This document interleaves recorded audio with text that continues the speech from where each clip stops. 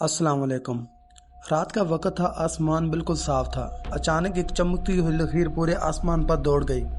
हम में से अक्सर लोग उसे टूटता हुआ सितारा कहते हैं, लेकिन क्या वाकई कोई सितारा टूटता है या ये सिर्फ हमारी आंखों का धोखा है?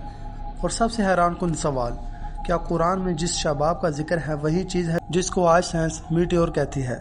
आज हम इसको जज्बात से नहीं बल्कि कुरान, सही हदीस और साइंस तीनों की रोशनी में इस राज को समझने की कोशिश करेंगे।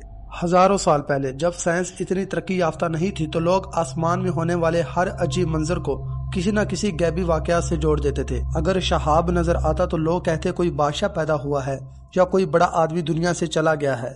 ये अकीदा सिर्फ अरबों में नहीं बल्कि दुनिया की कई कदीम तहजीबों में पाया जाता था। लेकिन फिर 1400 साल पहले रसूल अकरम सल्लल्लाहु अलैहि वसल्लम ने इस गलत अकीदे की इस्लाह फरमाई। आप सल्लल्लाहु अलैहि वसल्लम ने सहाबा कराम रजी अल्लाह ताला अन्हुम से पूछा, तुम जमाना जाहिलियत में इस बारे में क्या कहते थे? सहाबा ने अर्ज किया, ये किसी इंसान की पैदाइश या मौत की अलामत नहीं। हम समझते थे कि किसी बड़े इंसान की पैदाइश या वफात हुई है।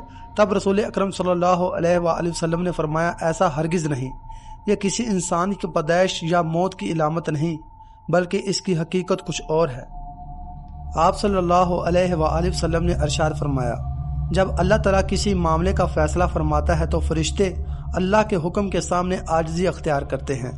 फिर ये हुक्म एक आसमान से दूसरे आसमान पहुंचाया जाता है। इसी दौरान बाद शयातीन चोरी छुपे ये बातें सुनने की कोशिश करते हैं, लेकिन अल्लाह ताला उन्हें रोक देता है और उनके पीछे शहाब भेज देता है। यही वो मकाम है जहां अक्सर लोगों के जहन में सवाल पैदा होता है, क्या वही शहाब है जो हमें रात के वक्त आसमान में नजर आता है? आइए अब साइंस की तरफ चलते हैं कि साइंस हमें क्या कहती है। सबसे पहले एक बहुत बड़ी गलत फहमी दूर कर लेते हैं। जिसे हम टूटता हुआ सितारा कहते हैं वो हकीकत में सितारा नहीं होता। जी हाँ, कोई सितारा टूटता बल्कि खला में मौजूद एक छोटा सा पत्थर या धात का एक टुकड़ा होता है। बहुत ज्यादा रफ्तार से जमीन की फिजा में दाखिल होता है। जब वो हवा से टकराता है तो शदीद गर्मी पैदा होती है और वो चमकने लगता है। हमें सिर्फ एक रोशन लकीर नजर आती है। इसको अंग्रेजी में मीटियोर और आम जबान में टूटता हुआ सितारा कहा जाता है। अब सबसे अहम सवाल, अगर साइंस मीटियोर कहती है और कुरान शहाब कहता है तो क्या दोनों एक ही चीज हैं? इस सवाल का जवाब जल्दबाजी में नहीं दिया जा सकता, क्योंकि साइंस सिर्फ ये बताती है कि रोशनी क्यों पैदा होती है, लेकिन कुरान इसके साथ एक गैबी हकीकत भी बयान करता है और गैब तजर्बगाहों में नहीं वहीं के जरिए मालूम होता है। अगले हिस्से में हम कुरान के आयात सही हदीस में समझेंगे कि आखिर शहाब साकिब होता क्या है और इसकी हकीकत क्या है।